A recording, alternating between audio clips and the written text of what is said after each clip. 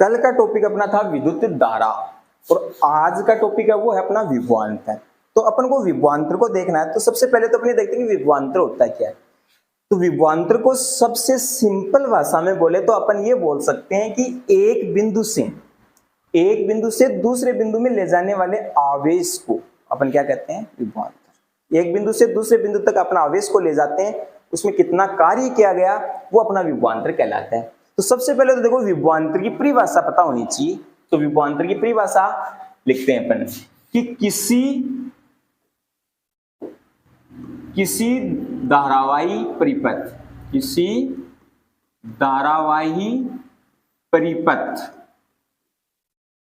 में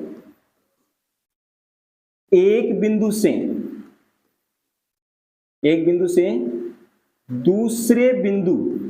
से दूसरे बिंदु तक एकांक आवेश को ले जाने में किया गया कार्य विभवांतर कहलाता है। किया गया कार्य क्या कहलाता है, विभवांतर कहलाता है। अपन ये बोलते हैं कि वे किसी भी धारावाही परिपथ में, धारावाही का यहां पर ये मतलब है कि किसी भी परिपथ में धारा बहती है। तो किसी धारावाही परिपथ में एकांक आवेश को एक बिंदु से दूसरे बिंदु तक ले जाने में जो कार्य किया जाता है वो अपना क्या कहलाता है, विभवांतर कहलाता है। तो देखो मान लो एक बिंदु ए से दूसरे बिंदु बी तक अपन किसी एकांक आवेश को, एक निश्चित आवेश को लेकर जा रहे हैं। अब आवेश कितना भी हो सकता है, 1 coulomb, 2 coulomb, 4 coulomb, 10 coulomb, 20 coulomb, 100 coulomb, 200 coulomb, कितना भी आवेश हो सकता है। उसको एक बिंदु से दूसरे बिंदु तक ले जाने में जो कार्य किया गया वो कहलाता है इसका पूरे का विभवांतर। उस परिपथ का क्या कहलाता है, विभवांतर कहलाता है। एक बिंदु को अपन विभव बोलते हैं, क्या बोलते हैं, विभव। तो ये हो गया VA, दूसरे बिंदु का ये हो गया VB का विभव। अब दोनों के बीच का जो अंतर होगा वो कहलाएगा विभवांतर। यानी दो बिंदुओं के बीच का जो अंतर होता है वही क्या कहलाता है, विभवांतर। तो अगर इसका विभवांतर अपन देखें तो अपन इसका जब सूत्र निकालना चाहें तो अपन ये कहेंगे कि विभवांतर जो होता है वो होता है कि उसमें किया गया कार्य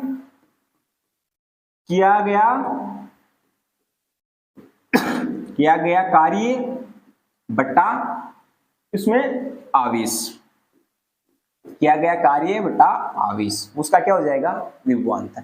तो विभवांतर मतलब दो विभवों के बीच का अंतर।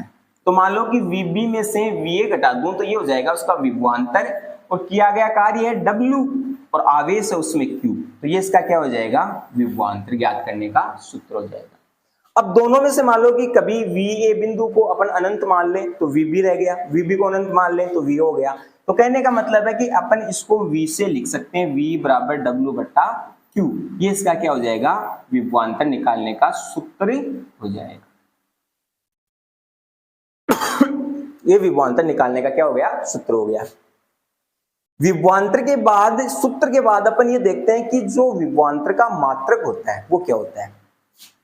तो इसका मात्रक निकालें तो देखना, मात्रक अपने जैसे कल धारा के अंदर मात्रक निकाला था वैसे ही इसके अंदर मात्रक निकालते हैं। तो विभवांतर का मात्रक निकालने के लिए अपन कहेंगे विभवांतर का जो सूत्र है वो है कार्य बटा आवेश। तो कार्य का मात्रक होता है जूल और आवेश का मात्रक होता है कूलम। तो जूल बटा कूलम, और जूल बटा कूलम को अपन बोलते हैं वोल्ट। क्या बोलते हैं, जिसको V से लिखा जाता है।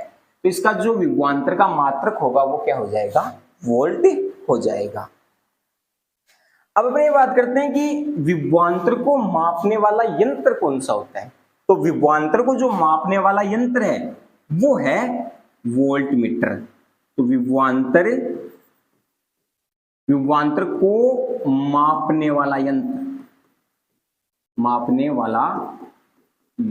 विभवांतर को किससे मापा जाता है, तो अपन कहेंगे उसको बोलते हैं वोल्टमीटर। क्या बोलते हैं, वोल्टमीटर। जैसे अपने कल धारा में पढ़ा था कि धारा मापने वाला यंत्र क्या था, एमीटर था। इसमें विभवांतर को मापने वाला यंत्र हो गया वोल्टमीटर। वोल्टमीटर परिपथ में कौन से क्रम में जोड़ा जाता है, तो बताओ। देखो कल धारा पढ़ी थी तो उसमें बताया था कि जो एमीटर था वो श्रेणी क्रम में जोड़ा गया था। तो वोल्टमीटर होगा वो कौन से क्रम में जोड़ा जाएगा? तो वोल्टमीटर होता है वो हमेशा पार्श्व क्रम में जोड़ा जाता है। कौन से क्रम में? पार्श्व क्रम में जोड़ा जाता है।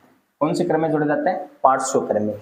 बहुत बार ये क्वेश्चन पूछा जाता है, विभवांतर को मापने वाला यंत्र कौन सा होता है? वोल्टमीटर होता है। ये कौन से क्रम में जोड़ा जाता है? पार्श्व क्रम में। बहुत अच्छा क्वेश्चन बनता है यहाँ से छोटे क्वेश्चन के अंदर। तो ये अपने विभवांतर का एक परिभाषा हो गई, इसका सूत्र हो गया, मात्रक हो गया, मापने वाला यंत्र हो गया, और उसको कौन से क्रम में जोड़ा जाता है। अब अपने विभवांतर का एक क्वेश्चन सोल्व करते हैं कि जैसे अपने कल धारा में सोल्व किया था वैसे, कि विभवांतर को निकाला कैसे जाता है। तो देखो एक क्वेश्चन लेते हैं कि किसी भी विद्युत परिपथ में, किसी विद्युत परिपथ में मान लेते 5 कूलाम आवेश या 10 कूलाम आवेश, 10 कूलाम आवेश को ले जाने में 20 जूल कार्य किया गया, 20 जूल कार्य किया गया, 20 जूल कार्य किया गया।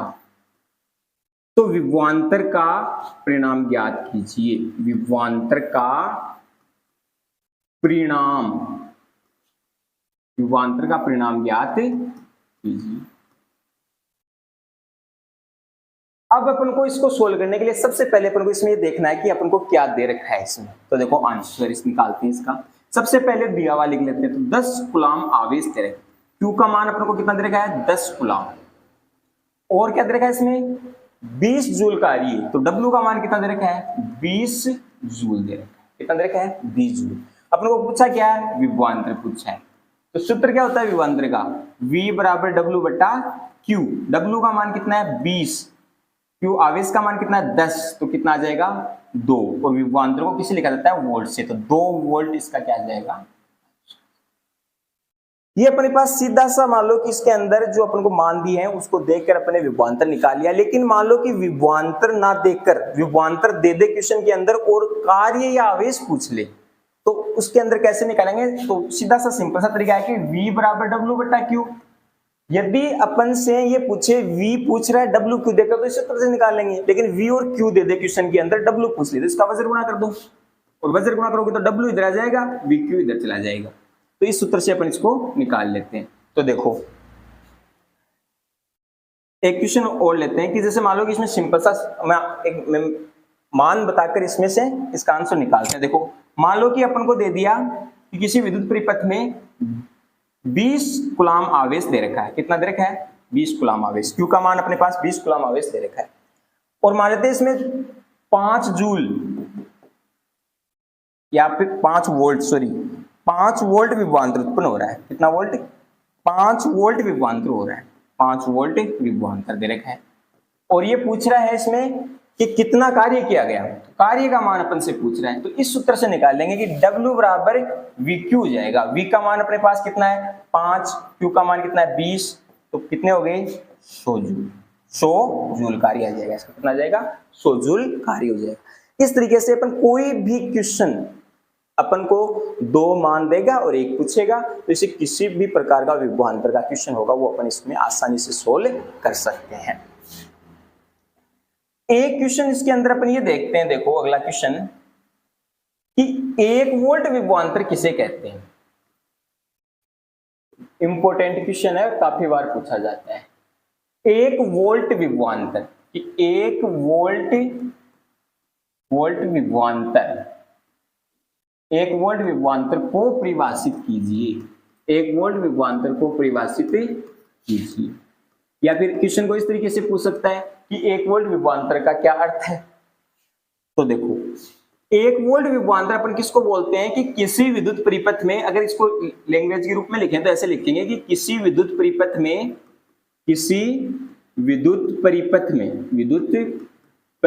में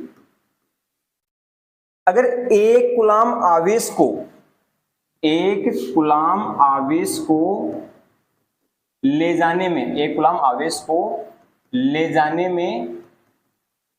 में 1 जूल कार्य किया जाता है, कार्य किया जाता है तो 1 वोल्ट विभवांतर उत्पन्न होता है, 1 वोल्ट विभवांतर उत्पन्न होता है, 1 वोल्ट विभवांतर। अब जैसे मान लो कि अपने पास इसमें ये देखा कि एक कूलम आवेश को ले जाने में 1 वोल्ट 1 जूल कार्य किया गया, तो V बराबर W बट्टा Q, और W का मान 1, Q का मान 1, तो विभवांतर कितना आ गया 1 वोल्ट। तो 1 वोल्ट, ये इंपॉर्टेंट क्वेश्चन है, ये पूछे जाते हैं बार बार।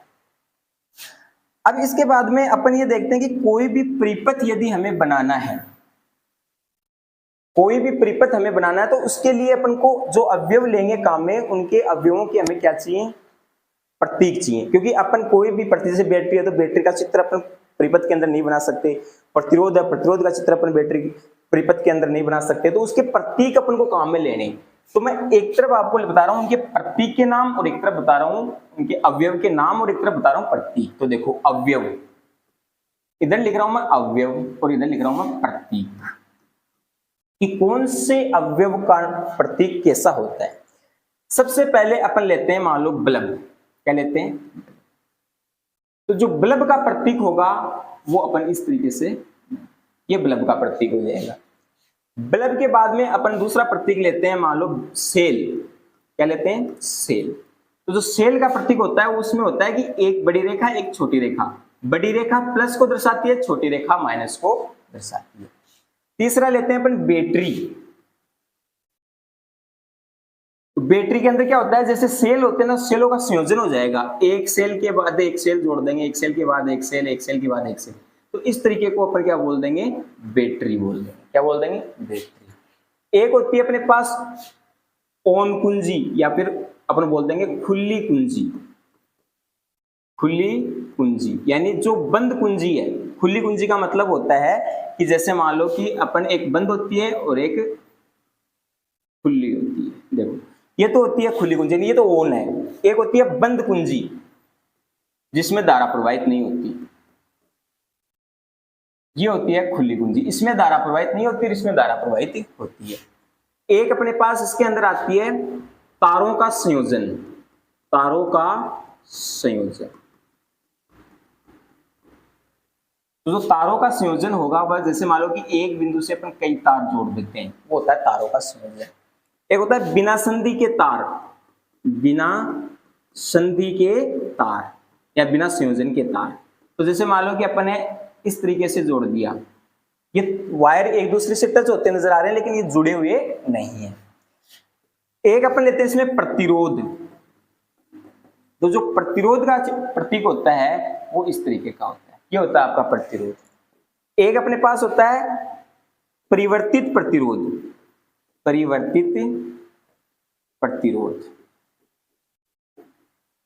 तो परिवर्तित जो प्रतिरोध होता है वो प्रतिरोध जैसा ही उसका प्रतीक होता है, लेकिन उसके बीच से एक तीर का निशान निकलता है, तो ये होता है आपका परिवर्तित प्रतिरोध।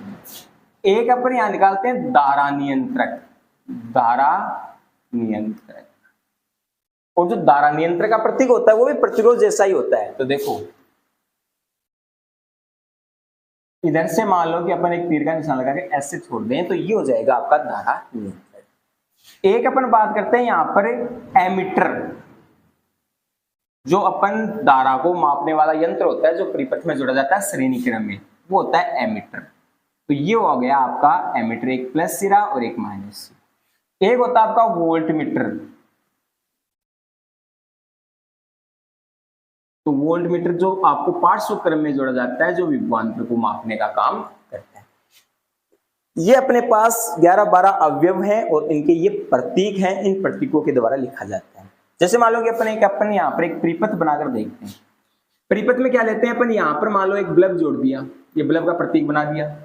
यहाँ पर अपन एक प्रतिरोध जोड़ दिया, यहाँ पर अपन ने वोल्टमीटर जोड़ दिया, एमीटर जोड़ दिया। यहाँ पर अपन ने एक वायर जोड़ दिया और यहाँ पर अपन ने वोल्टमीटर जोड़ दिया और यहाँ पर कुंजी जोड़ दी और यहाँ पर अपन ने बैटरी जोड़ दी। ये अपने बैटरी जोड़ दी, ये प्लस सिरा है उसका और ये माइनस सिरा है।